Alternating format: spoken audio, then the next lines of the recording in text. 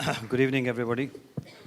गो के मैं ज़रा सा पहले यहाँ से होके गया हूँ, लेकिन फिर मुझे हाज़िर होने का हुक्म हुआ है, सो मैं हूँ। ये जो कुछ आपने देखा है बस ये ज़रा सा ही है। जब आप पूरी फिल्म देखेंगे तो आपको अंदाज़ा होगा कि ये दरअसल इन्होंने बनाया क्या है।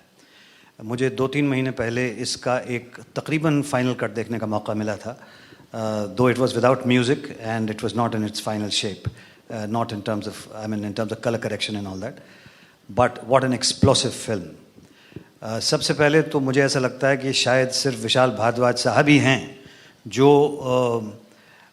हैमलेट की इस तरह की इंटरप्रिटेशन क्रिएट कर सकते हैं, जिसमें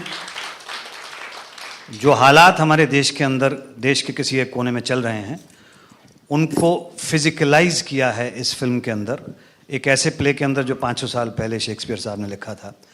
और सडनली आपको एहसास होने लगता है कि बहुत से लोग जिन्होंने एक शेक्सपियर साहब के जुमले पे PhDs की हैं, टू बी और नॉट टू बी, उसके जो फिलोसॉफिकल मानी हैं, उसके अलावा उसके जो जिस्मानी मानी हैं, वो इस फिल्म के अंदर विशाल साहब ने इस पर्टिकुलर डायलॉग को किस तरह से इंटरप्रेट किया है, देखने लायक।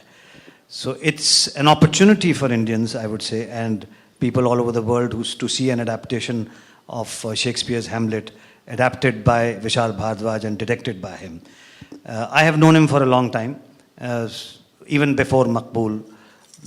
Missed out opportunities of working with him on other versions, other things that he was doing before that, but got the opportunity to work with him in Maqbool for the first time. And I have seen what kind of maturity has developed within him over these films that he has made in last 10 to 12 years. And I feel proud to say that I know him and I've been a part of his cinema.